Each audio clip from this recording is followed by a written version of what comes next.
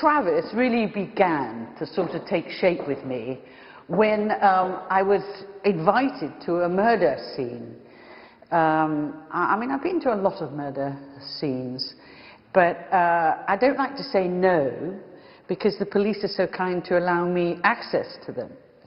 Anyway, on this one, it was a particularly unpleasant victim.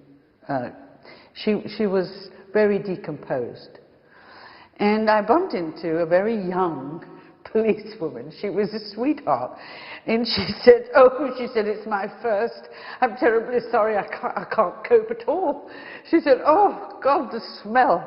And she stumbled off, and I looked after her, and I thought, how strange, you know, with Jane Tennyson of Prime Suspect, I had the very experienced police officer.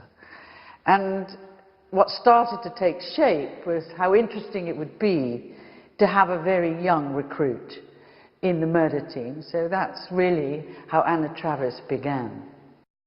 I suppose what inspired me to write the Above Suspicion books was I do get a great kick out of extending the work that I do for television into a novel.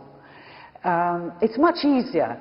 When I'm writing for television and the television series, I have to cut the cloth very, very tightly. The budget is excruciatingly tight. So for me to be able to write and feel the freedom of writing books, that's the reason Above Suspicion started. I didn't actually begin it with the intention of saying this is going to be a TV series.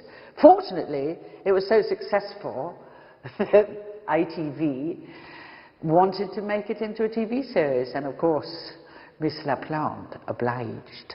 I was very interested to develop a relationship between a young policewoman and her high-ranking superintendent.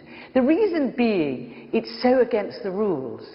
They've kind of eased it off a little bit, but they don't really approve of young officers having a relationship with their very high-ranking superiors.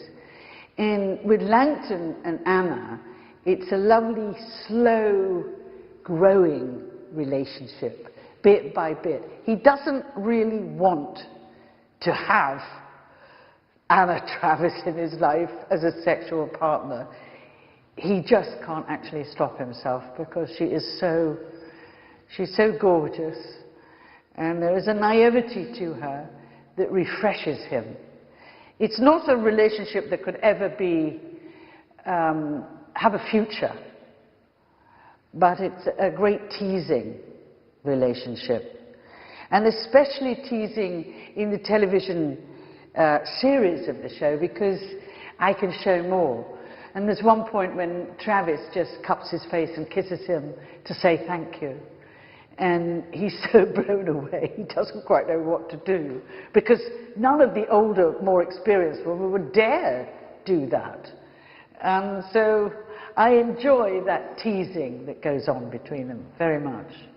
What gives me a lovely, what I call stretch, is because having a very young, naive girl, but a highly intelligent one. She is a university graduate. So she did come up the police ranks quickly. She went to officers training school, so she doesn't come in as what they call a flatfoot. She's never been in uniform. But what I find fascinating for me is developing her experience. The more experience she gets, the more we find through her how police procedures work. One of the main faults she has is she will not behave herself as a team player. She's very unused to playing in a team. So she's inclined to discover or uncover a piece of evidence, and she's off. She wants to find out more and more about it. As a result, she's slow to get the information to the team, and so she's constantly being reprimanded for it. But the other side of her, she is a very good, dedicated police officer and growing. So I'm able to take her through, you know, studying to take exams, to up her rank. I'm able to take her to an awful lot of places that I couldn't take a very mature, experienced policewoman. So I'm learning with her, really.